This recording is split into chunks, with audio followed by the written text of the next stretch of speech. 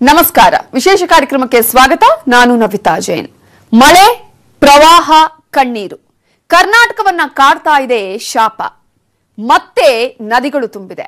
ಉತ್ತರ ಕರ್ನಾಟಕ ಜನರಿಗೆ ಢವ ಢವ ಶುರುವಾಗಿದೆ. ಬೆಳೆದ ಬೆಳೆಗಳೆಲ್ಲವೂ ಜಲಾವೃತವಾಗಿದೆ. ಬದುಕಾಗಿದೆ ನೀರು ಪಾಲು. ಕಳೆದ ವರ್ಷ ಆಶ್ರಯ ಕಳೆದುಕೊಂಡವರಿಗೇನೇ ಇನ್ನೂ ಕೂಡ ಸಿಕ್ಕಿಲ್ಲ ಸೂರು. ಬಾಗಲಕೋಟೆಯಲ್ಲಿ ಘಟಪ್ರಭಾ ಕೃಷ್ಣಾ ನದಿಯ ಅಬ್ಬರಕ್ಕೆ ಬದುಕೆ ಕೊಚ್ಚಿಕೊಂಡು ಹೋಗಿದೆ. ಮೂಕ ಪ್ರಾಣಿಗಳ ಮೇಲೂ ಮುನಿಸಿಕೊಂಡಿದ್ದಾನೆ ವರುಣಾಸುರ. ಇವೆಲ್ಲವನ್ನ ಹೇಳುವ ಕಾರ್ಯಕ್ರಮವೇ ಕರ್ನಾಟಕಕ್ಕೆ ಜಲಕಂಟಕ.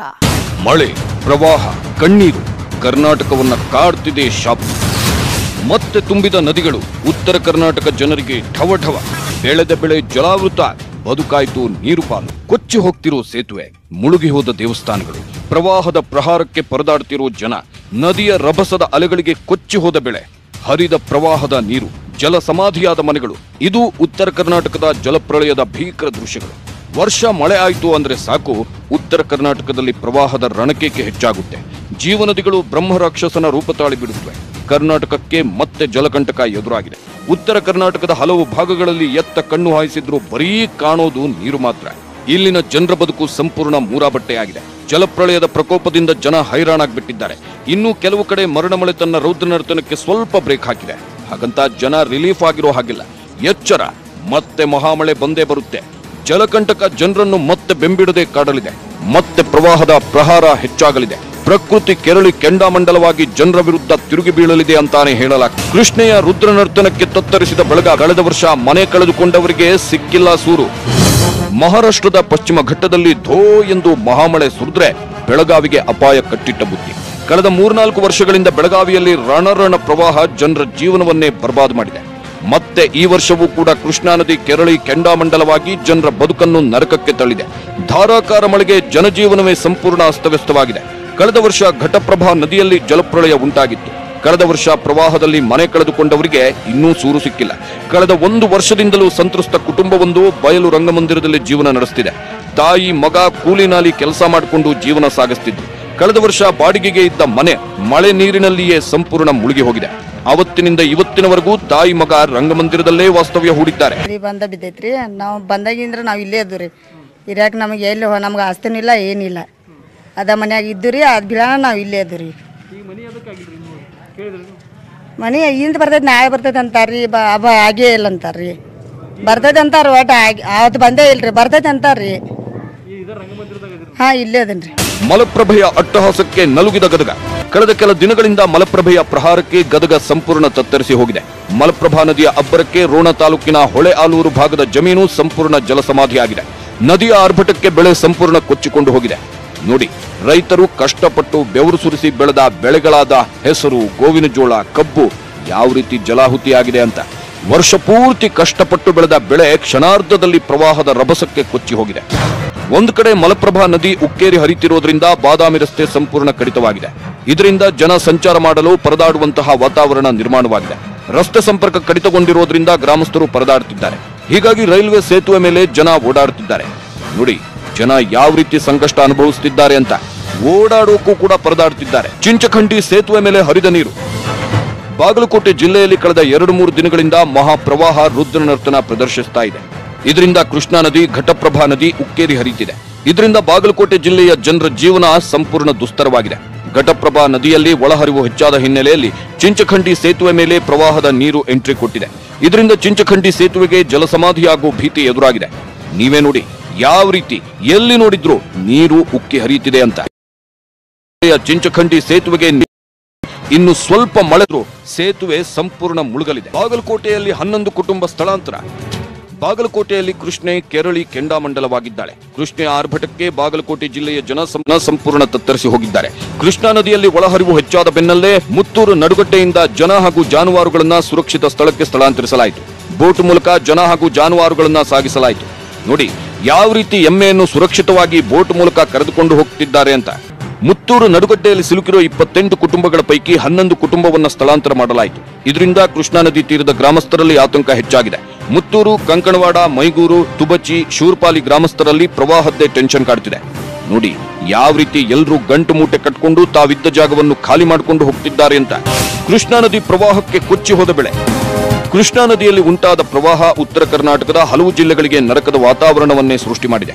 ಬಸವಸಾಗರ ಜಲಾಶಯದಿಂದ 2,72,765 ಕ್ಯೂಸೆಕ್ ನೀರು ಬಿಡುಗಡೆ ಮಾಡಿದ ಹಿನ್ನೆಲೆಯಲ್ಲಿ ಕೃಷ್ಣಾ ನದಿ ಉಕ್ಕಿ ಹರಿತಿದೆ. ಕೃಷ್ಣಾ ನದಿ ತೀರದ ಕೊಳ್ಳೂರು ಮದರ್ಕಲ್ ಗ್ರಾಮದ ಜಮೀನುಗಳಿಗೆ ನದಿ ನೀರು ನುಗ್ಗಿ ಅನಾಹುತ ಸೃಷ್ಟಿಯಾಗಿದೆ. ನದಿ ರಣಾರ್ಭಟ ತೋರ್ತಿರೋದ್ರಿಂದ ಹತ್ತಿ ಭತ್ತ ಬೆಳೆ ಹಾನಿಯಾಗಿದ್ದು ನದಿ ತೀರದ ರೈತರು ಕಂಗಾಲಾಗಿ ಹೋಗಿದ್ದಾರೆ. ನೋಡಿ ಯಾವ ರೀತಿ ನದಿ ನೀರು ನುಗ್ಗಿದ್ದು ಬೆಳೆ ಸಂಪೂರ್ಣ ಜಲಸಮಾಧಿಯಾಗಿದೆ ಅಂತ. ಮಿರ್ಜಿ ಗ್ರಾಮದಲ್ಲಿ 50ಕ್ಕೂ ಹೆಚ್ಚು ಮನೆಗಳು ಜಲಾಹುತಿ.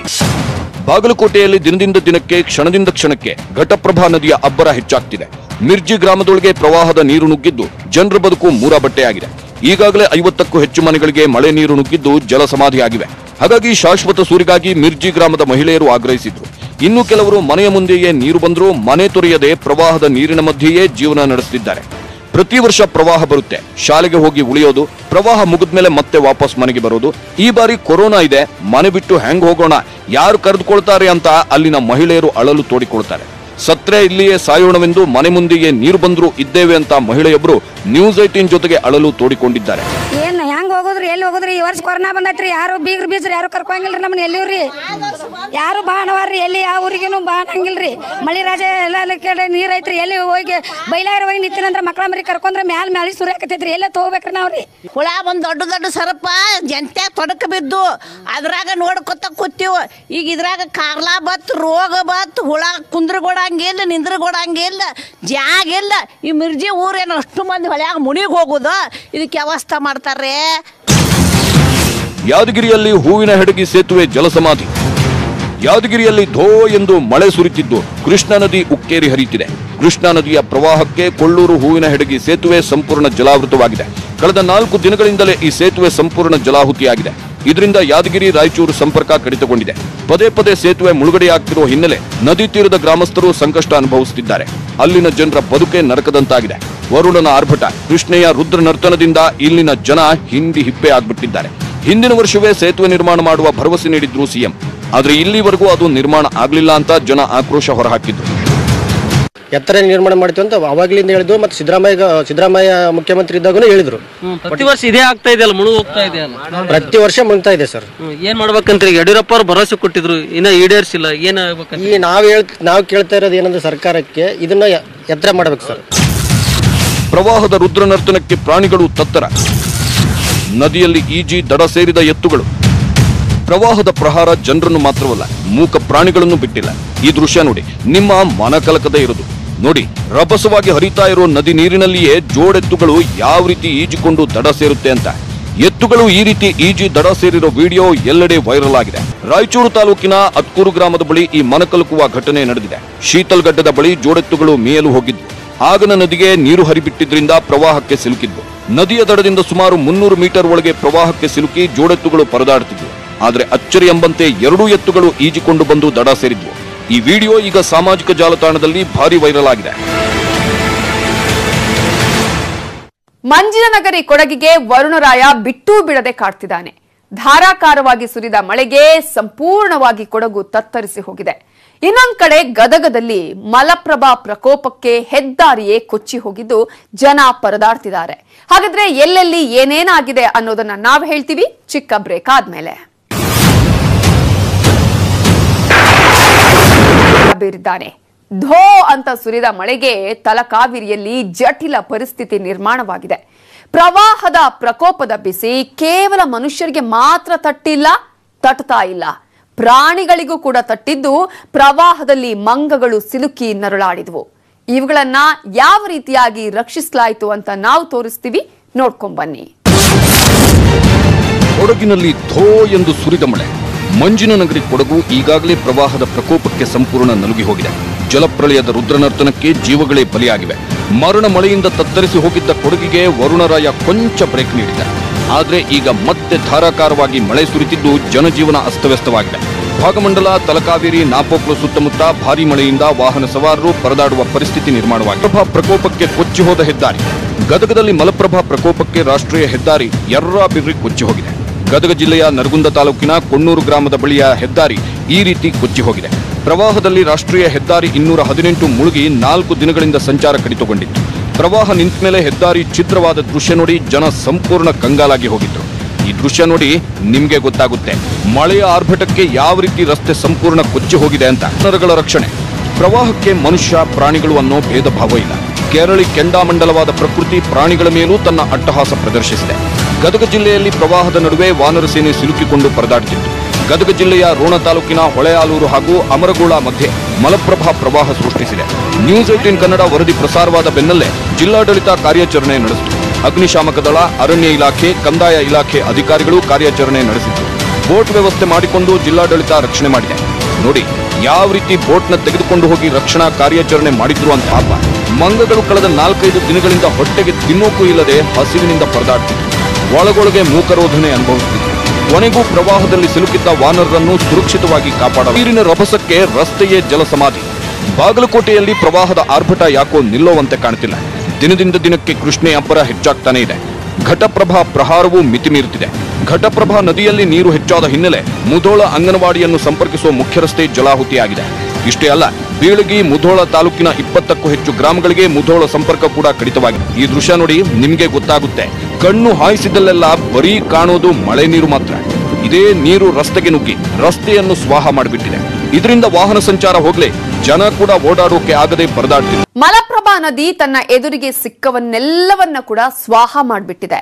ಸೇತುವೆ, ರಸ್ತೆ, ಮನೆಗಳು ಎಲ್ಲವನ್ನ ಗುಡಿಸಿ ಗುಂಡಾಂತರ ಮಾಡಿಬಿಟ್ಟಿದೆ.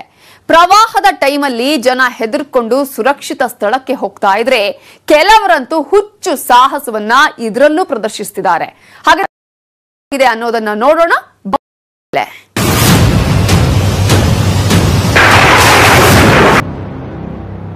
ಮಲಪ್ರಭಾ ನದಿಯ ಅಬ್ಬರಕ್ಕೆ ರಾಷ್ಟ್ರೀಯ ಹೆದ್ದಾರಿಯೇ ಕೊಚ್ಚಿಕೊಂಡು ಹೋಗಿದೆ.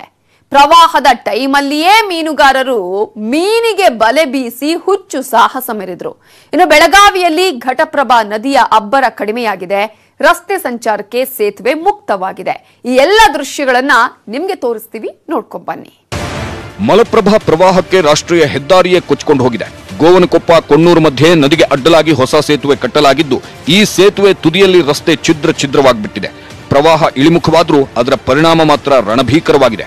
ರಾಷ್ಟ್ರೀಯ ಹೆದ್ದಾರಿ ಕೊಚ್ಚಿ ಹೋದ ಹಿನ್ನೆಲೆ ಸಂಪರ್ಕ ಕಡಿತವಾಗಿದೆ. ಹಲವು ಜನ ಪ್ರವಾಹದ ಅಬ್ಬರಕ್ಕೆ ಭಯ ಬಿದ್ದು ತಾವು ವಾಸಿಸ್ತಿರೋ ಜಾಗ ಖಾಲಿ ಮಾಡ್ತಿದ್ರೆ ಇಲ್ಲಿ ನೋಡಿ ಪ್ರವಾಹದ ನೀರಲ್ಲೇ ಈಜಿಕೊಂಡು ಹೋಗಿ ಮೀನಿಗೆ ಬಲೆ ಬೀಸಿದ್ದಾರೆ ಮೀನುಗಾರರು. ಘಟಪ್ರಭಾ ನದಿಯಲ್ಲಿ ಮೀನುಗಾರರು ಹುಚ್ಚು ಸಾಹಸ ಪ್ರದರ್ಶಿಸಿದ್ದಾರೆ. ಹರಿಯೋ ನದಿಯಲ್ಲಿ ಬೆನ್ನಿಗೆ ಡಬ್ಬಿ ಕಟ್ಕೊಂಡು ಹೋಗಿ ಮೀನಿಗೆ ಬಲೆ ಬೀಸಿದ್ದಾರೆ.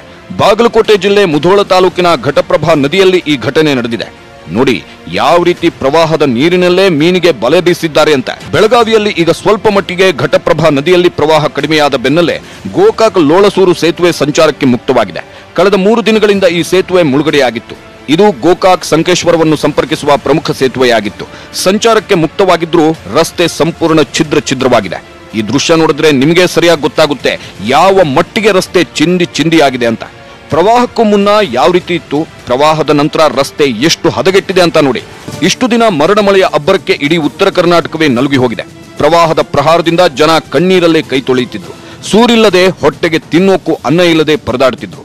ಆದ್ರೆ ಈಗಷ್ಟೇ ನದಿಗಳ ಉಗ್ರಕೋಪ ಕಡಿಮೆ ಆಗ್ತಾ ಬಂದಿದೆ. ಜನ ಮತ್ತೆ ಸಾಮಾನ್ಯ ಬದುಕಿಗೆ ಮರಳುತ್ತಿದ್ದಾರೆ. ಇದರ ಬೆನ್ನಲ್ಲೇ ಹೊಸ ಶಾಕಿಂಗ್ ನ್ಯೂಸ್ ಹೊರಬಿದ್ದಿದೆ. ಅದುವೇ ರಕ್ಕಸ ಮಳೆಯ ಆರ್ಭಟ ಇಲ್ಲಿಗೆ ಮುಗಿಯಲ್ಲ ಅನ್ನೋದು. ಇನ್ನೂ ಕೆಲವು ದಿನಗಳ ಕಾಲ ಇದೇ ರೀತಿ ರಣ ಮಳೆ ಬೀಳಲಿದೆ. ಮತ್ತೆ ಪ್ರವಾಹ ಆರ್ಭಟಿಸಲಿದೆ. ಮನೆಗಳು ಮುಳುಗುತ್ತೆ. ಜಲಕಂಟಕ ಕರುನಾಡನ್ನು ಮತ್ತಷ್ಟು ಕಾಡುತ್ತೆ ಅಂತಾನೆ ಹೇಳಲಾಗ್ತಿದೆ. ಮರಣ ಮಳೆಯ ಆರ್ಭಟ ಸ್ವಲ್ಪ ಕಡಿಮೆಯಾಗಿದೆ. ಉಕ್ಕೇರ್ತಾ ಇದ್ದ ನದಿಗಳು ಈಗ ಸ್ವಲ್ಪ ಮಟ್ಟಿಗೆ ಶಾಂತವಾಗಿದೆ. ಹಾಗಂತ ರಾಜ್ಯಕ್ಕೆ ಇನ್ನೂ ಜಲಕಂಟಕ ಮುಗಿದಿದೆ ಅಂತ ಅಲ್ಲ.